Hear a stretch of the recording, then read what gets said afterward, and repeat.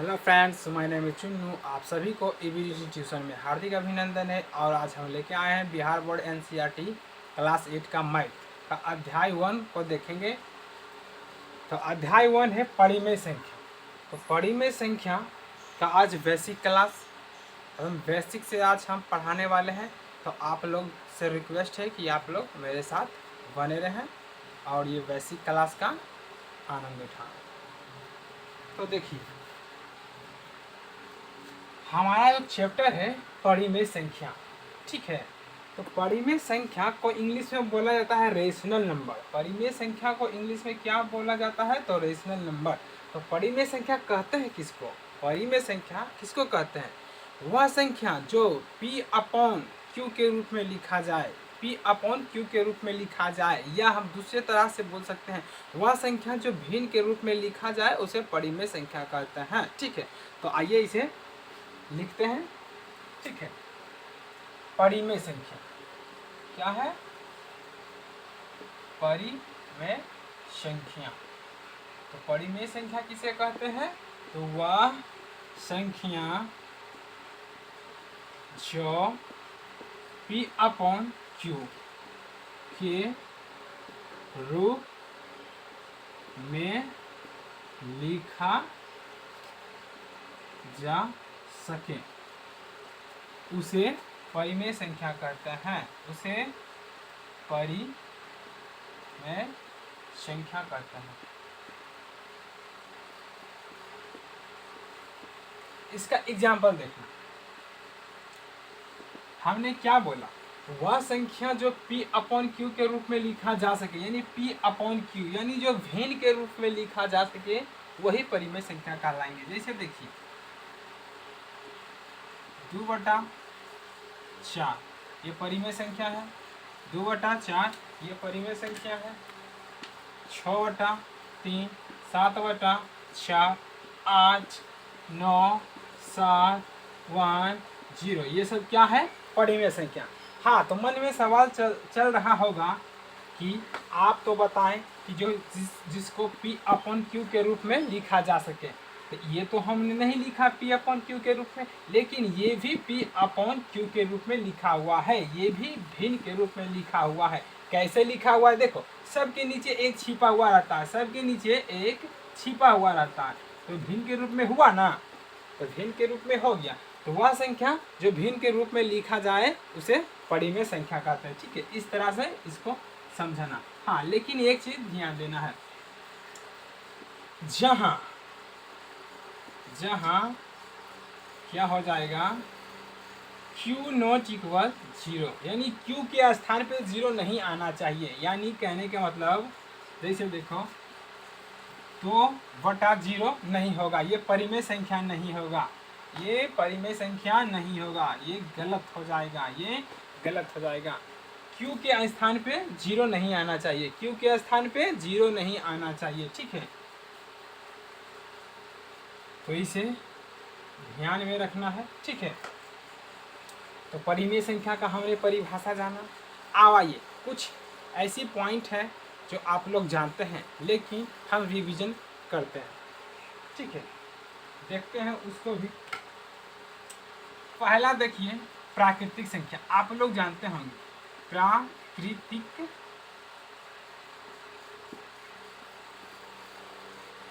प्राकृतिक संख्या को इंग्लिश में क्या बोला जाता है? नेचुरल नंबर, NATURAL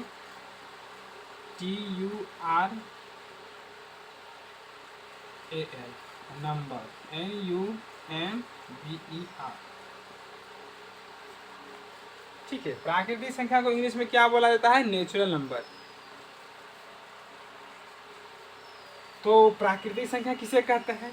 वह संख्या जो 1 से स्टार्ट होती है, वह संख्या जो 1 से स्टार्ट होती है और अनंत तक जाती है उसे हम प्राकृतिक संख्या कहते हैं। जैसे देखो, इसका हम डिफिनीशन लिख देते हैं। वह, या ऐसे लिखो, गिनती की सभी संख्याओं को प्राकृतिक संख्या कहते हैं। गिनती की सभी संख्याओं को प्राकृतिक संख्या कहते हैं। जैसे क्या हो जाएगा, देखो एग्जाम्पल में 1 2 3 4 5 6 7 8 डॉट डॉट डॉट ये चला जाएगा अनंत तक के। तो प्राकृतिक संख्या किसे कहते हैं? गिनती की सभी संख्याओं को प्राकृतिक संख्या कहते हैं। अगर ऐसे नहीं आता है तो कोई बात नहीं, तो बोलेंगे 1 से स्टार्ट होने वाली संख्या और अनंत तक जाने वाली संख्या को ही प्राकृतिक संख्या कहते हैं। ठीक है, इसके बाद है पूर्ण संख्या। पूर्ण संख्या, पूर्ण संख्या को इंग्लिश में बोला जाता है होल नंबर।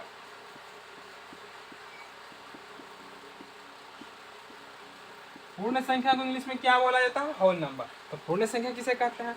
तो शून्य सहित सभी प्राकृतिक संख्या को पूर्ण संख्या कहते हैं। शून्य सहित सभी प्राकृतिक संख्या को पूर्ण संख्या कहते हैं।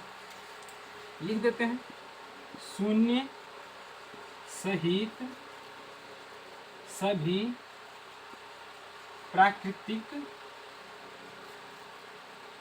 संख्या को पूर्ण संख्या कहते हैं।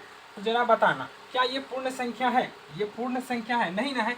इसको पूर्ण बनाने के लिए 0 देना पड़ेगा, पूर्ण बनाने के लिए 0 देना पड़ेगा। तो वही हमने परिभाषा में लिखा पूर्ण संख्या का कि शून्य सहित सभी प्राकृतिक संख्या, शून्य सहित, शून्य को भी लेना है और प्राकृतिक संख्या के सारे एग्जाम्पल को लेना है, और दोनों को संग्रह को ही पूर्ण संख्या कहेंगे। तो शून्य संख्या, शून्य सहित सभी प्राकृतिक संख्या तथा हाँ, शून्य सहित सभी प्राकृतिक संख्याओं को पूर्ण संख्या कहते हैं। एग्जाम्पल में देखो 0 1 2 3 4 5 डॉट डॉट डॉट etc बोल सकते हैं या तो अनंत। ठीक है, इस तरह से ये पूर्ण संख्या का एग्जाम्पल हुआ, पूर्ण संख्या का ये एग्जाम्पल हुआ। इसके बाद है पूर्णांक संख्या।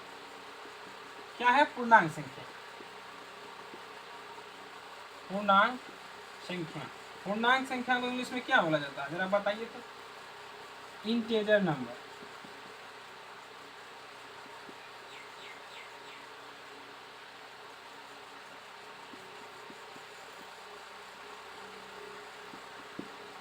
तो पूर्णांक संख्या क्या बोला जाता है? Integer number, INTEGER, integer number. तो पूर्णांक संख्या किसे कहते हैं?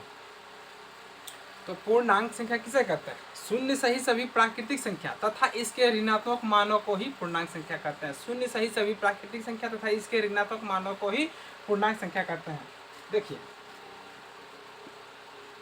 शून्य सहित सभी प्राकृतिक संख्या तथा इसके ऋणात्मक मानों को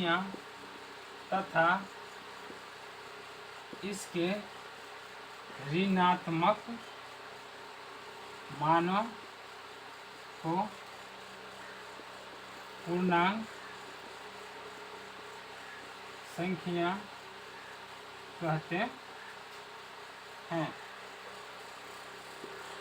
शून्य सही सभी प्राकृतिक संख्या तथा इसके ऋणात्मक मानों को ही पूर्णांक संख्या कहते हैं। जैसे में देखो 0 1 2 3 -1 -4 -6 कुछ भी ले लो, ये सब क्या है? पूर्णांक संख्या का एग्जाम्पल है। तो हमने ये 3 पॉइंट क्यों बताया? क्योंकि ये तीनों को मिलाकर परिमेय संख्या का निर्माण किया गया है। ये तीनों को मिलाकर परिमेय संख्या का निर्माण किया गया है। देखो, इसमें से ऐसा कोई अंक है जो परिमेय संख्या में नहीं है? बोलो। प्राकृतिक संख्या को भी हम परिमेय संख्या बोल सकते हैं, पूर्ण संख्या को भी हम परिमेय संख्या बोल सकते हैं, और पूर्णांक संख्या को भी हम परिमेय संख्या बोल सकते हैं। इसलिए ये तीनों पॉइंट हमको रिवीजन करवा दिए। ठीक है, तो इसे नोट करना है।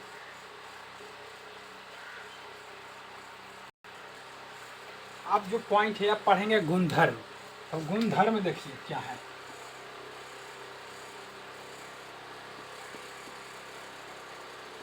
गुणधर्म, गुणधर्म के प्रकार।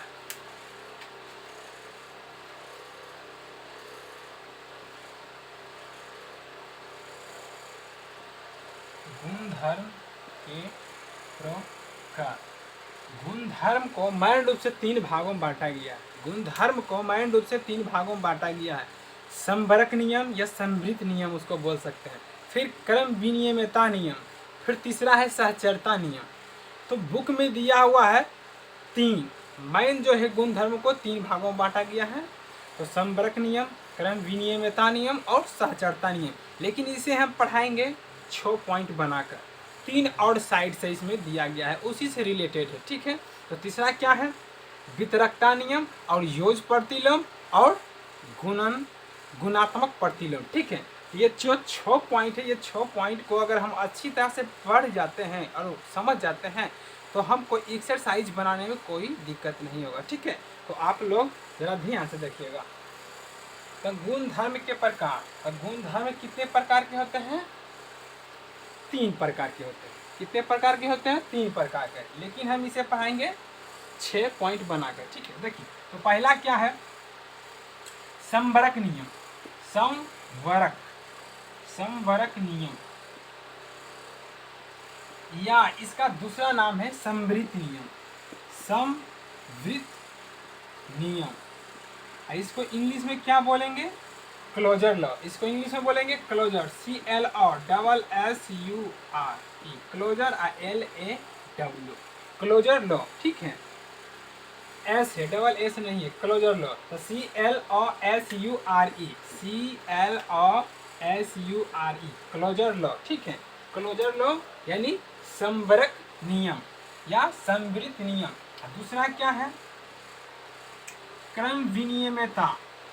क्रम विनियमितता मेता नियम। क्रम विनियमितता नियम को बोलेंगे इंग्लिश में कम्यूटेटिव लॉ। कम्यूटेटिव लॉ, क्या बोलेंगे? Commutative law, COMMUTATIVE, commutative law, ठीक है। और तीसरा मेरा क्या है, सहचरता। सहचरता नियम।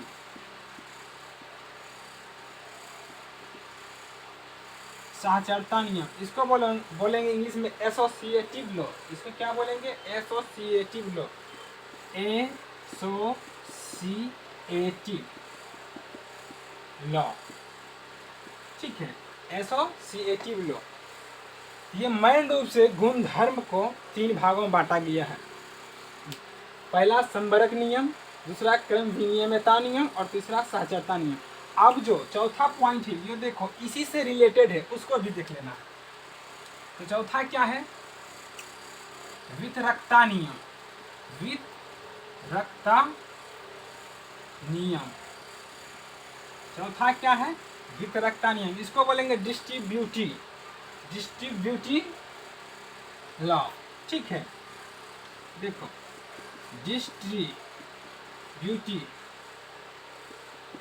डिस्ट्रीब्यूटिव लॉ,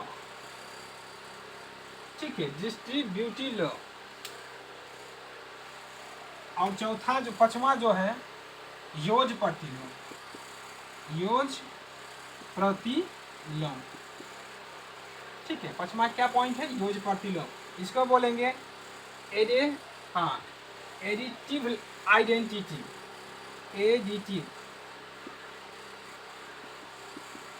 एडिटिव आइडेंटिटी,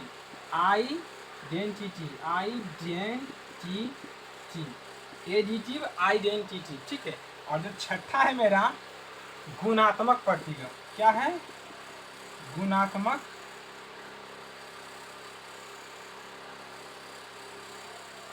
प्रतिलोम।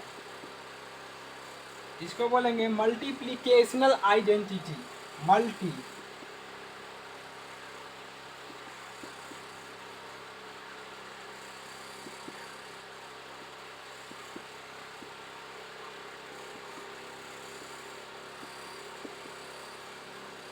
क्या बोलेंगे इसको?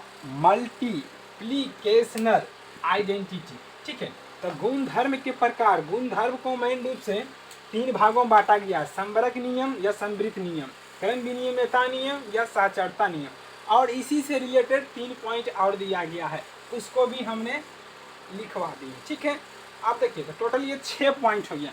ये 6 पॉइंट के बारे में जानना है, और ये 6 पॉइंट को इंग्लिश में क्या बोला जाता है उसे भी नोट करना है, और साथ ही साथ याद करते चले जाना है, ठीक है।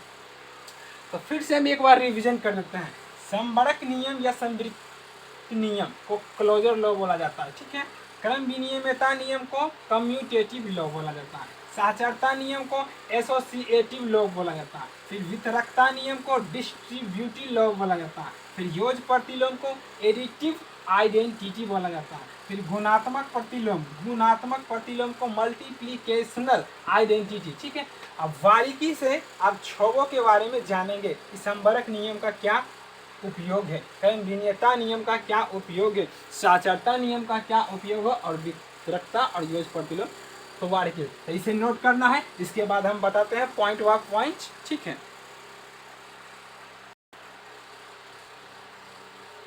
तो मेरा पहला पॉइंट क्या था, संबरक नियम या संवृत्त नियम।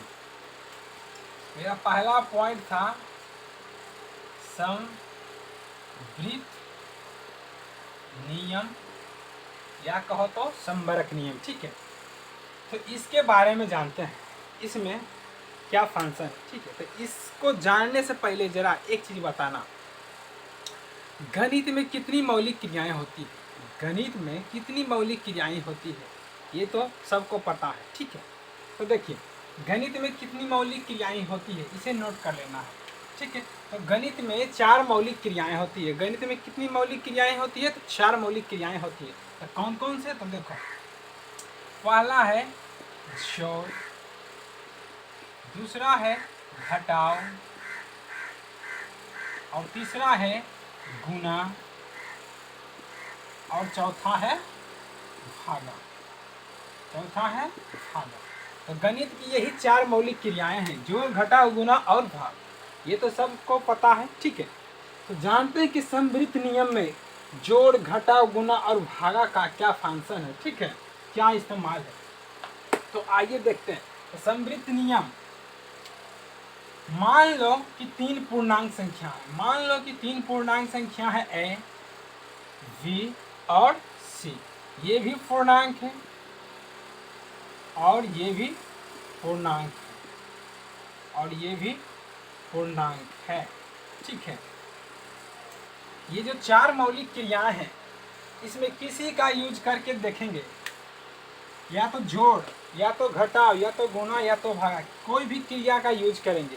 तो 2 पूर्णांक लेना है, अगर योग का हम बात करते हैं तो 2 पूर्णांक लेंगे और दोनों को जोड़ने पर अगर हमको पूर्णांक ही प्राप्त हुआ तो हम समझेंगे कि ये जो जोड़ है संवृत्त नियम का पालन करता है, अन्यथा नहीं।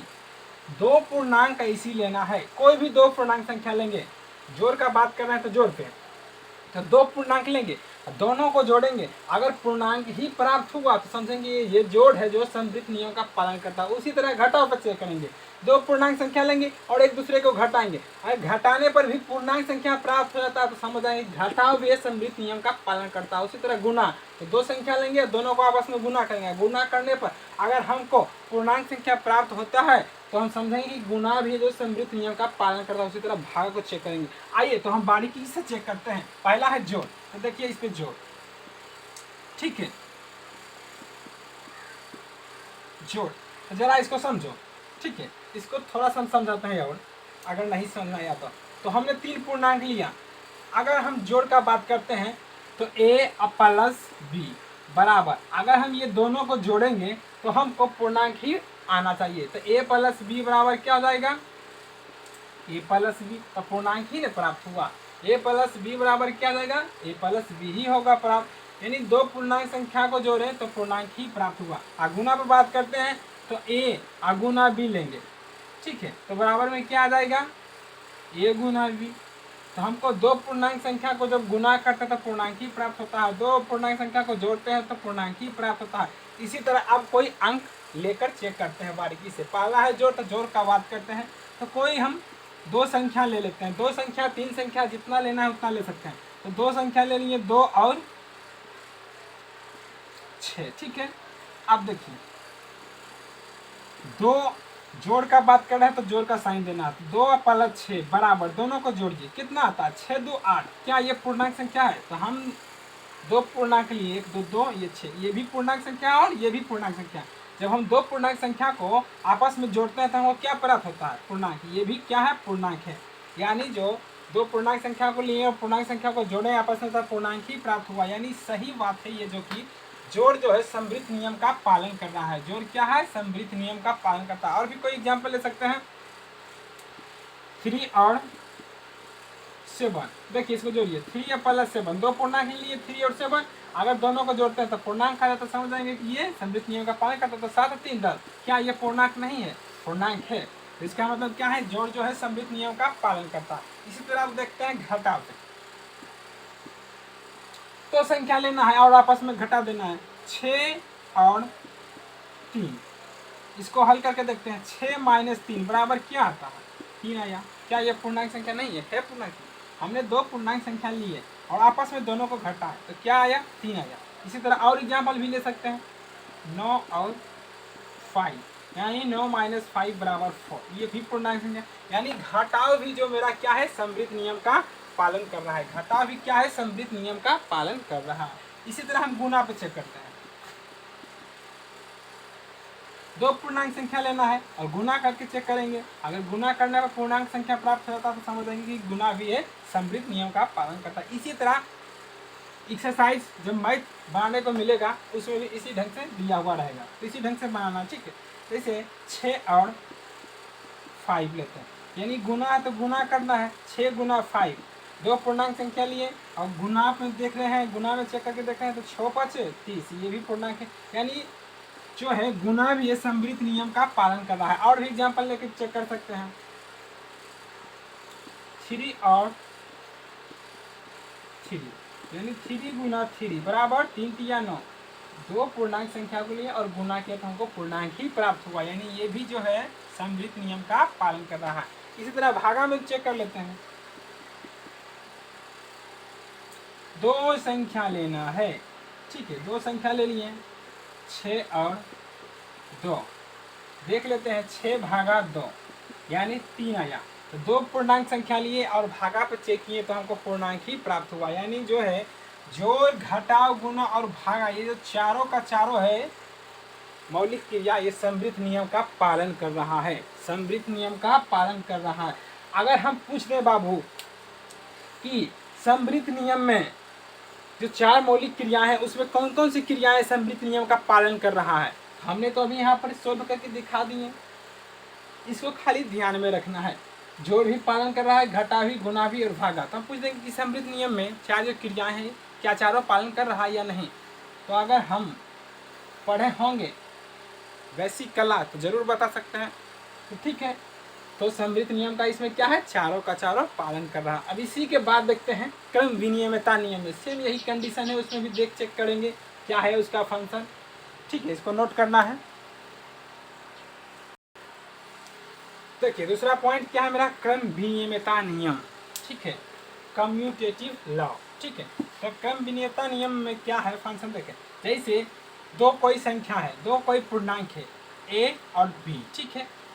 तो इसको क्रम चेंज करना है, एक बार सीधे बार जोड़ना है और एक बार उसको क्रम चेंज करके जोड़ेंगे, ठीक। जैसे देखो a प्लस b ले लिए, इसके बाद क्या करेंगे? b plus a। अगर दोनों का मान बराबर आ जाता है तो समझेंगे कि ये जो जोड़ है क्रम विनियमितता नियम का पालन करता है। उसी तरह यहाँ घटाव धर के चेक करेंगे, दोनों का मान अगर बराबर आ जाएगा तो समझेंगे कि क्रम विनियमितता नियम का पालन कर रहा है। अब देखिए हम अंक का बात करते हैं, हम क्या अंक का बात करते हैं, कोई अंक ले लेते हैं। चलिए पहले जोड़ पर चेक करते हैं, पहले हम चेक करते हैं जोड़ पे। दो संख्या लेना है, उसका एक बार सीधे बार जोड़ना है, उसके बाद एक बार क्रम चेंज करके जोड़ेंगे। अगर दोनों साइड मान बराबर हो जाएगा तो समझेंगे कि मेरा जोड़ जो है क्रम विनियमितता नियम का पालन करता है, अन्यथा नहीं। तो देखिए दो संख्या ले लिए, 2 प्लस 4, ये दोनों को जोड़ना है, 4 और 2 कितना जाएगा? 6। अब यही संख्या को क्रम चेंज करके जोड़ेंगे, यही संख्या को क्रम चेंज करके जोड़ना है। तो 4 अब प्लस 2 बराबर क्या जाएगा? 6। क्या ये दोनों मान बराबर है? हाँ बराबर है। तो इसका मतलब क्या समझे? ये जो जोड़ है क्रम विनियमितता नियम का पालन कर रहा है। ये जो जोड़ है क्रम विनियमितता नियम का पालन करता है। जोड़ जो है क्रम विनियमितता नियम का पालन करता है। और भी एग्जाम्पल लेके देख सकते हैं, 6 प्लस 8 बराबर कितना हो जाएगा? 14, ठीक है। 6 प्लस 8 बराबर 14। इसी तरह आप इसको क्रम चेंज करके चेक कर लेते हैं, क्रम चेंज करके हम चेक कर लेते हैं। यानी इस बार रखेंगे फर्स्ट बार 8 प्लस 6 जोड़ो, कितना था 14 आ रहा है, देखो 14, इधर भी 14 और इधर भी 14, क्या ये दोनों मान बराबर है? हाँ बराबर है। इसका मतलब हम क्या समझेंगे कि जो जोड़ है क्रम विनियमितता नियम का पालन करता है। तो एक चीज ध्यान में रखना कि क्रम विनियमितता नियम में क्रम चेंज रहता है, एक बार सीधी बार जोड़ना है, एक बार उलट कर जोड़ना, ठीक है। ये चीज मेन चीज जो है ध्यान में रखना है, एक बार सीधी बार जोड़ना है, एक बार उलट कर जोड़ना है, ठीक है। और हमने संबरक नियम में क्या बताए थे, कोई दो संख्या रहेगा तो दो पूर्णांक ले लेते हैं, जोड़ने पर पूर्णांक प्राप्त हो जाएगा, समझ आएंगे कि वो समृद्ध नियम का पालन कर रहा है, समृद्ध नियम का पालन कर रहा है, जोड़ घटा गुना। क्रम विनियमितता नियम में उसका क्रम चेंज रहता है, ये चीज ध्यान में रखना है। क्रम विनियमितता में एक बार में सीधी बार में जोड़ना, एक बार उलट कर जोड़ना, ठीक है। उसी तरह आप घटा पे चेक करते हैं, कोई दो संख्या ले लेते हैं 6 - 4, और घटाने पर आएगा इधर 2। अब इसको क्रम चेंज करके देखेंगे, अगर दोनों का मान बराबर होगा तो वो समझेंगे कि हम जो मेरा घटा हो जो क्रम विनियमितता नियम का पालन कर रहा है। उसी तरह 4 - 6 बराबर कितना आएगा -2, क्या ये दोनों मान बराबर है? ये दोनों मान बराबर नहीं है, तो ये क्रम विनियमितता नियम का पालन नहीं कर रहा है। और भी एग्जाम्पल लेके देख सकते हैं, 9 - 4 बराबर कितना आएगा 5। उसी तरह इधर देख लेते हैं 4 - 9 बराबर -5, क्या ये दोनों मान बराबर है? नहीं मान बराबर। तो समझ जाएंगे कि ये जो घटा है क्रम विनियमितता नियम का पालन नहीं कर रहा। उसी तरह गुना में चेक करेंगे, दो संख्या लेना है, 6 दूना 12, इसको अब इधर क्रम चेंज करके गुना करते हैं, इस बार रखेंगे 6 गुना 2, 6 दूना 12, इसमें भी दोनों का मान बराबर आ गया। इसका मतलब क्या है, ये जो गुना है क्रम विनियमितता नियम का पालन कर रहा है। और भी एग्जाम्पल लेके चेक कर सकते हैं, 8 गुना 3 यानी 8 या 24, और इसको क्रम चेंज करके एक बार गुना करेंगे, एक बार सीधी बार एक बार उलट कर, यानी 3 गुना 8, और दोनों का मान अगर बराबर हो जाएगा तो समझेंगे कि ये क्रम विनियमितता नियम का पालन कर रहा था। 8 या 24, देखो इधर भी 24 और इधर भी 24, यानी गुना भी जो है क्या है, क्रम विनियमितता नियम का पालन कर रहा है, जोड़ और गुना, ठीक है। घटाव तो नहीं हुआ। अब भागा में चेक कर लेते हैं, क्या ये भागा में भी ये चीज होता है? ठीक है, देखते हैं, दो संख्या ले लिए, ठीक है, हल करते हैं। तो ये 2 से भागा देंगे तो 4 बार में इसको काट देगा, ठीक है। अब एक बार क्रम चेंज करके 2 भागा 8, ठीक है। अब इसको हल करते हैं, ये तो कटेगा इधर से नहीं, तो इसको हम इस तरह से लिख सकते हैं, इसको कटना 1 दुक्का 2 और 2 चौके 8 बराबर 1 बटा 4। क्या ये दोनों मान बराबर है?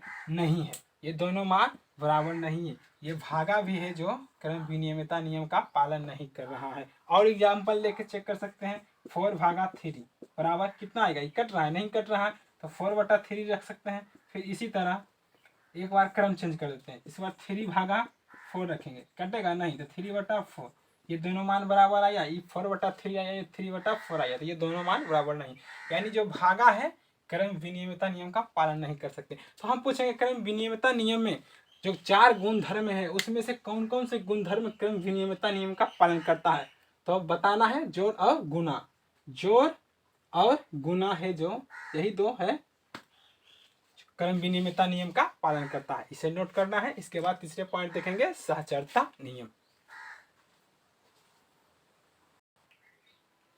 तो देखिए तीसरा मेरा पॉइंट है सहचरता नियम।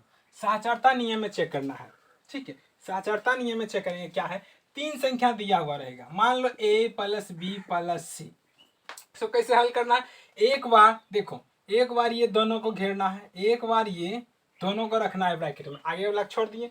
फिर उसके बाद a + b + c, एक बार फर्स्ट वाले संख्या को घेर देना। अगर दोनों का मान बराबर आ जाएगा तो समझ आएंगे कि वो सहचरता नियम का पालन कर रहा है, ठीक है।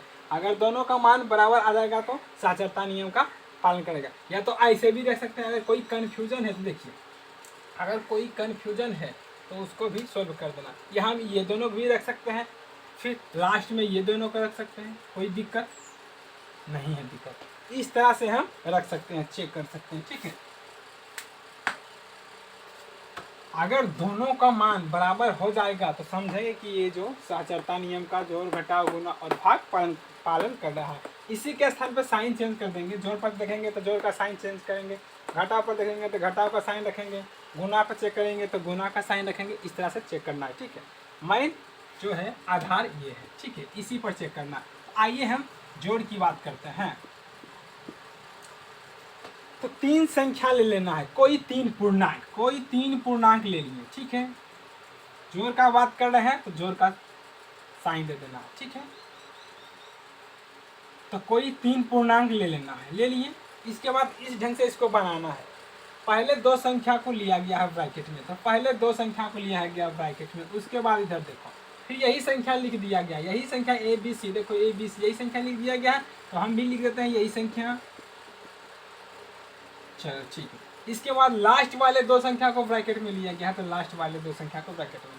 हाँ, तो इस एक चीज ध्यान देना, अगर इसको भी हल करते हैं और इसको भी हल करते हैं, दोनों का मान बराबर आएगा, तब ही हम समझेंगे कि ये जो जोड़ है साचरता नियम का पालन करता है, अन्यथा नहीं। तो देखिए हल करते हैं, तो 4 2 कितना हो जाएगा 6, 4 2 6 और प्लस 4 यानी 6 4 कितना जाएगा 10, 6 4 कितना जाएगा 10, इधर कितना आ गया 10, ठीक है। अब इधर चेक करते हैं, 2 प्लस 4 4 8, अब इसको हल करेंगे तो 8 2 10 यानी 10 इधर भी आ रहा है और 10 इधर भी आ रहा है। तो हम क्या समझेंगे कि जोड़ जो है साचरता नियम का पालन कर रहा है। समझ में आ रहा है? अगर नहीं समझ में आ रहा है तो वीडियो को फिर से बैक करके देख सकते हैं, ठीक है। और हम एग्जाम्पल दे देते हैं, एक और एग्जाम्पल दे देते हैं। इसमें कोई 2 संख्या ले लेना है, कोई 2 संख्या ले लेना है, ठीक है। 3 संख्या लेना है, सॉरी 3 संख्या ले लेना है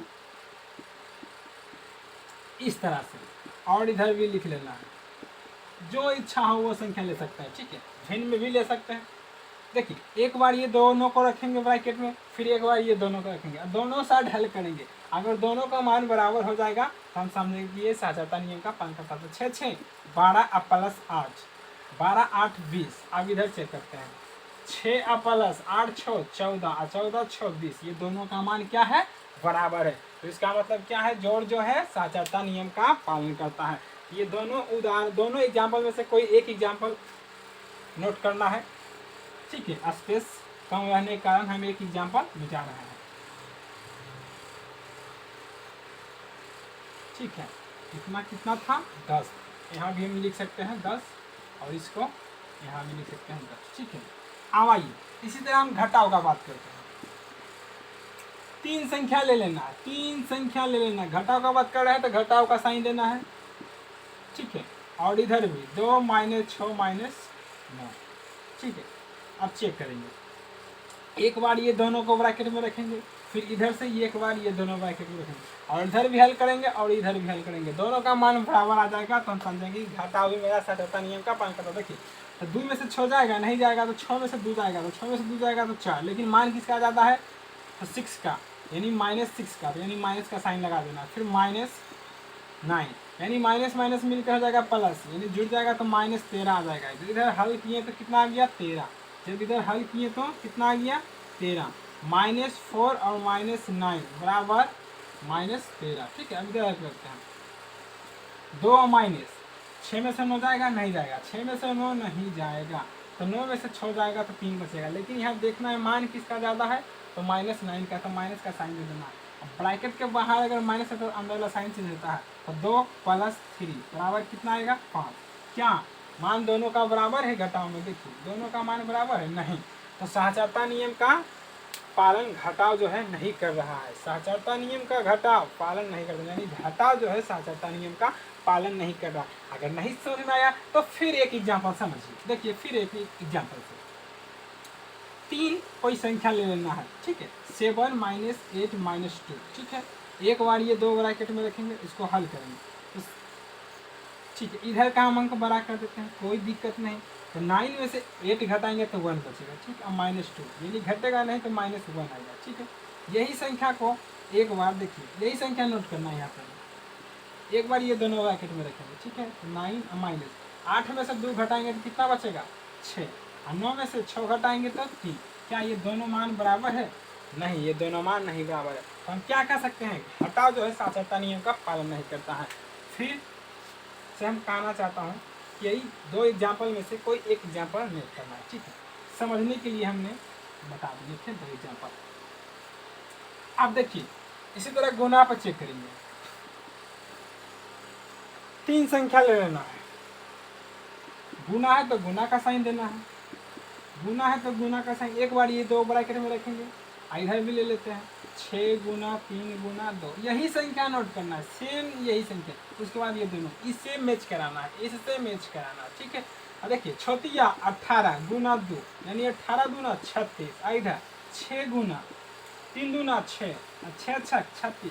क्या ये दोनों का मान बराबर है? हाँ, ये दोनों का मान बराबर है, यानी क्या है मेरा गुना साचरता नियम का पालन कर रहा है। गुना जो है साचरता नियम का पालन कर रहा है। जोड़ भी मेरा साचरता नियम का पालन किया था, घटाव नहीं किया था। गुना भी कर रहा है, गुना भी कर रहा है। अब देखते हैं भागा में, अब देखते हैं भागा में, क्या भागा भी साचरता नियम का पालन करता है? 3 संख्या ले लेना, 3 संख्या ले लेना है, ठीक है। फिर यही संख्या को इधर नोट करते हैं।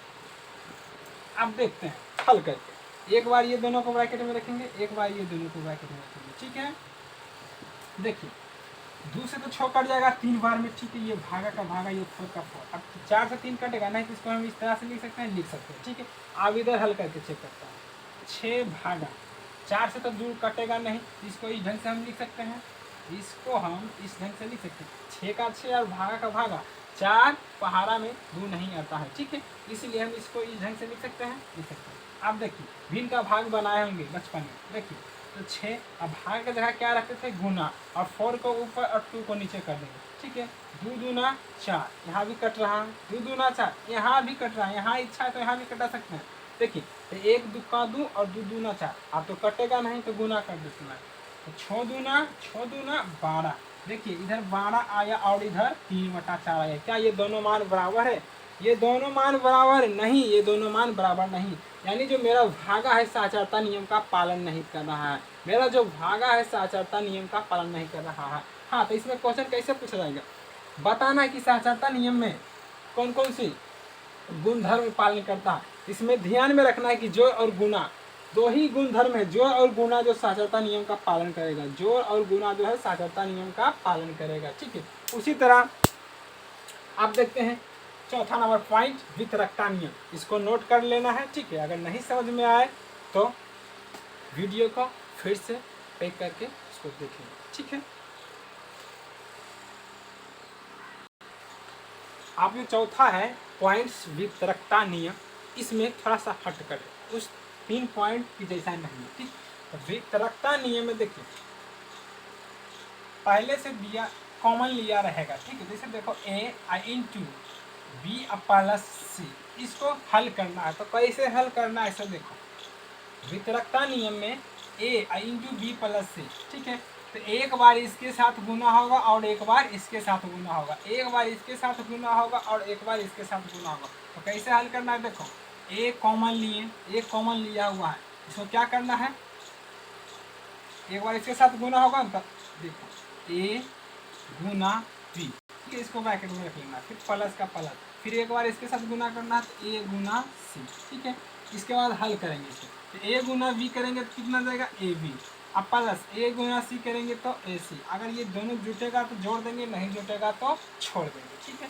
यही वितरकता नियम का रूल है, यही रूल पर हिसाब को बनाया जाता है, ठीक है। मैथ को और हम देख सकते हैं भिन्न में भी कोई संख्या ले सकते हैं, भिन्न में भी कोई संख्या ले सकते हैं, a/b, ठीक है, इंटू b/c और प्लस c/d, इस ढंग से भी रह सकता है, ठीक है, इस ढंग से भी रह सकता है। अब देखिए इसको हल करना है, एक बार इसके साथ गुना करना है और एक बार इसके साथ गुना करना है।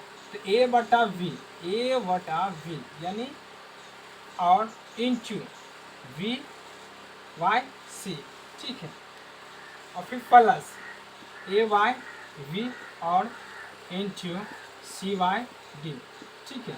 आप देखिए दोनों को हल करना है, अगर क्रॉस गुना करने पर कटेगा तो उसको कटा देंगे, नहीं तो छोड़ देंगे। देखिए यहाँ से b और b क्या हो रहा है, कट रहा है, तो यहाँ क्या बच गया, a और c बच गया, यानी a/c, ठीक है। प्लस यहाँ देखिए कट रहा है, कहीं कहीं नहीं कट रहा है तो छोड़ देना है। तो a गुना c करेंगे तो ac, a गुना c करेंगे तो ac, ठीक है, a गुना c करेंगे तो क्या होगा ac, और b गुना d करेंगे तो bg, यही रहेगा, ठीक है। इसी पर हिसाब को बनाया जाता है, ठीक है। और देखिए पांचवा जो पॉइंट है मेरा योज प्रतिलोम, पांचवा जो है योज प्रतिलोम, पांचवा क्या है, योज प्रतिलोम, ठीक है। तो योज प्रतिलोम क्या है, इसमें कैसा दिया रहेगा, देखो योज प्रतिलोम में कोई संख्या दिया रहेगा, कोई संख्या दिया रहेगा 3, बोलेगा इसका योज प्रतिलोम क्या होगा। योज प्रतिलोम कहता है कि हल करने पर शून्य प्राप्त होना चाहिए। योज प्रतिलोम का कहने का मतलब है कि हल करने पर शून्य प्राप्त होना चाहिए। तो कोई संख्या दिया रहेगा 3, अब इसमें कितना से हल करें कि शून्य प्राप्त हो जाए, इसमें कितना से हल करें कि शून्य प्राप्त होगा। तो माइनस अगर 3 से हल करेंगे तो क्या शून्य नहीं आएगा, 3 में -3 को हल करेंगे तो प्लस और माइनस मिलकर क्या हो जाएगा 0 हुआ ना, क्या ये शून्य हुआ, हाँ तो शून्य हो गया। तो योज प्रतिलोम में हल करने पर शून्य होना चाहिए। योज प्रतिलोम में हल करने पर शून्य प्राप्त अगर आ जाता है तो समझ आएंगे कि योज प्रतिलोम का विपरीत क्या होगा, ठीक है। इसी तरह कोई भी संख्या ले लेते हैं 4, इसका पूछ देगा योज प्रतिलोम क्या होगा, तो -4, 4 में -4 से हल करेंगे तभी तो 0 प्राप्त होगा, रहेगा -3, पूछ देगा या -9, इसका योज प्रतिलोम क्या होगा, तो 9 खाली होगा। इसका योज प्रतिलोम क्या होगा, तो 9, भिन्न में भी रह सकता है, भिन्न में भी रह सकता है। बोलेगा इसका योज प्रतिलोम क्या होगा, इसका योज प्रतिलोम क्या होगा, तो इसका योज प्रतिलोम -2/3 होगा। इसका योज प्रतिलोम -2/3। अगर प्लस में दिया रहेगा तो उसको माइनस में लिखेंगे, अगर माइनस में दिया रहेगा तो उसको प्लस में लिखेंगे। बस इतना ही सी पॉइंट इसमें समझने वाली बात है। योज प्रतिलोम में एक चीज ध्यान देना, प्लस में दिया रहेगा तो उसको माइनस में लिख देंगे, माइनस में दिया रहेगा तो उसको प्लस में लिखेंगे, ठीक है। और एग्जाम्पल देख लेते हैं, -9/4 रहेगा, पूछ देगा इसका योज प्रतिलोम क्या होगा, इसका योज प्रतिलोम क्या होगा, तो इसका योज प्रतिलोम 9/4 होगा। हल करने पर शून्य प्राप्त होना चाहिए। योज प्रतिलोम में हल करने पर अगर शून्य आ जाएगा तभी हम समझेंगे कि ये जो प्रतिलोम का पालन करता है, ठीक है। देखिए इसको हल कीजिए तो -9/4, योज मतलब होता है जोड़, ठीक है। तो जोड़ का साइन देते हैं और इसको उतारते हैं, ठीक है। इसको हल एलसीएम कितना आ जाएगा 4, और देखो 4 यानी -9 + 9 यानी 9 में 9 घटाएंगे यानी 0/4, इसका मान कितना होता है 0 होता है, क्या 0 आया, 0 आ गया। इसको भी हल करके चेक कर सकते हैं, 2/3, योज मतलब जोड़ होता है, यहाँ पर जोड़ का साइन रखना है, उसके बाद इसको यहाँ पर नोट करना है। समझ में आ रहा है। देखो हमने क्या किया, ये संख्या को सेम का सेम उतार दिए, देखो ये संख्या को सेम का सेम उतार दिए, इसको हल करना है तो 2/3 का 2/3, योज मतलब जोड़ होता है तो जोड़ का साइन, और इसको हम ऐसे का ऐसे का। अब देखो एलसीएम कितना आ जाएगा 3 आ जाएगा, एलसीएम क्या आ जाएगा तो 3 आ जाएगा, ठीक है। यानी 2 और प्लस माइनस मिलकर यहाँ माइनस और 2, देखिए 2 में 2 गया 0, 0/3 का मान कितना होता है 0। योज प्रतिलोम को अगर हल करने पर 0 प्राप्त हो जाएगा तो समझ आएंगे उसका मान उस हिसाब से निकाल लेना, ठीक है। तो इसको नोट कर लेना है, इसको नोट कर लेना है, ठीक है, योज प्रतिलोम, ठीक है, इसको नोट करते हैं। इसके बाद जो लास्ट पॉइंट है गुणात्मक प्रतिलोम, लास्ट पॉइंट है गुणात्मक प्रतिलोम, उसको देखते हैं, ठीक है। आप देखिए लास्ट पॉइंट है इस बेसिक क्लास का, लास्ट पॉइंट है गुणात्मक प्रतिलोम, ठीक है। देखिए तो गुणात्मक प्रतिलोम में हल करने पर आना चाहिए 1, संख्या दिया हुआ रहेगा उसको हल करने पर 1 आना चाहिए। तो कौन सी संख्या से हल करेंगे कि 1 आ जाएगा। देखो मान लो कि कोई संख्या दिया हुआ है 3/4, कोई संख्या दिया हुआ है 3/4, पूछ देगा इसका गुणात्मक प्रतिलोम क्या होगा, इसका गुणात्मक प्रतिलोम क्या होगा। तो हमने बताया कि गुणात्मक प्रतिलोम में कोई ऐसा संख्या से इसमें हल करना है कि हल करने के बाद 1 प्राप्त हो। इसमें कौन सी संख्या से हल करें कि उसको हल करने के बाद 1 प्राप्त हो, ठीक है। तो देखिए अगर 3/4 में अगर हम गुणात्मक प्रतिलोम मतलब क्या होता है गुना, ठीक है, गुणात्मक मतलब गुना होता है, तो इसमें गुना का साइन देना है। अगर हम इसके विपरीत अगर इसको हम पलट कर गुना कर देते हैं यानी 4/3 तो हल करने पर 1 प्राप्त हो जाएगा। देखो ये 4 से 4 कट गया, 3 से 3 कट गया, कितना आया 1, ठीक है। तो इसका 3/4 का गुणात्मक प्रतिलोम क्या हो जाएगा, इसका उल्टा, इसका क्या हो जाएगा उल्टा, यानी 3/4 है तो 4/3 हो जाएगा, ठीक है। तो इसका गुणात्मक प्रतिलोम क्या हो जाएगा 4/3, हल करने पर 1 आ गया ना, और योज प्रतिलोम में हल करने पर 0 आना चाहिए, गुणात्मक प्रतिलोम में हल करने पर 1 आना। संख्या दिया रहेगा, पूछ देगा इसका 5/4 का गुणात्मक प्रतिलोम क्या होगा। इसको सिंपल से, इसमें कुछ करना नहीं है, इसको सिर्फ पलट दो, यानी 4 और 5, इसका गुणात्मक प्रतिलोम 4/5। हल करके चेक करके देख लो, मान आएगा 1। क्या आएगा, हल करने के बाद इसका मान आएगा 1। उसी तरह -4/3 रहेगा, तो पूछ देगा इसका गुणात्मक प्रतिलोम क्या होगा। इसमें कन्फ्यूज नहीं होना है, इसमें कन्फ्यूज नहीं होना है, सिर्फ इसको पलट देना है। तो 3/-4। अब इसको जब हल करेंगे तो 1 आएगा, इसको जब हल करेंगे तो क्या आएगा, 1 आएगा। और भी संख्या ले सकते हैं, 2 रख सकते हैं, 2। और देखिए, ठीक है, इसमें हल करना है, ठीक है। तो गुणात्मक प्रतिलोम में हल करने पर क्या आना चाहिए, क्या आना चाहिए, 1। ठीक, तो इसका गुणात्मक प्रतिलोम क्या हो जाएगा, 1/2, 1/2, 1/-2। ठीक है, देखो अब इसको हल करते हैं, तो -2 गुणात्मक मतलब गुना और 1/-2। ठीक है, माइनस से माइनस कटा देना है, 2 से 2 कटा देना है, 1 आया। ठीक है, इसी तरह और भी रह सकता है संख्या, -5 बोलेगा इसका गुणात्मक प्रतिलोम क्या होगा, तो इसका गुणात्मक प्रतिलोम -1/5, यानी 1/-5। इसका गुणात्मक प्रतिलोम 1/-5। इसका गुणात्मक प्रतिलोम क्या हो जाएगा, 1/-5। गुणात्मक मतलब गुना, तो गुना का साइन धरेंगे तो 5 - 5 - 5 कट जाएगा, ये हो जाएगा। ठीक है, इस तरह से इसका आंसर प्राप्त कर सकते हैं। और भी चेक कर सकते हैं एग्जाम्पल, और भी एग्जाम्पल ले सकते हैं। 6 रहेगा, पूछेगा इसका गुणात्मक प्रतिलोम क्या होगा, तो इसका गुणात्मक प्रतिलोम क्या होगा, 1/6 हो जाएगा। इसका गुणात्मक प्रतिलोम क्या होगा, तो 1/6। इसको जब हल करेंगे तो 1 आएगा, 6 गुना 1/6, देखो 6 से कट दिया, 1 आया। इसी तरह से इसको बनाया जाता है। तो गुणात्मक प्रतिलोम में समझना है, माइंड पॉइंट ध्यान में रखना है। अगर पूछ देगा 3/4 का गुणात्मक प्रतिलोम, तो सिर्फ इसको पलट देना, प्लस में रहेगा तो इसको पलट देंगे। ठीक है, बटा में है इसको पलट देंगे, सिंगल में है तो इसको भी पलटेंगे। कोई भी संख्या के नीचे 1 छिपा हुआ रहता है, ये चीज़ ध्यान में रखना, कोई भी संख्या के नीचे 1 छिपा हुआ रहता है। तो 2 का गुणात्मक प्रतिलोम, तो इसको नीचे 1 छिपा हुआ, तो 1 पलटेंगे तो 1 ऊपर और 2 नीचे आ जाएगा, तो 1/2 हो जाएगा। इस तरह से हमने आज परिमेय संख्या यानी रेशनल नंबर का बेसिक क्लास को संपूर्ण की।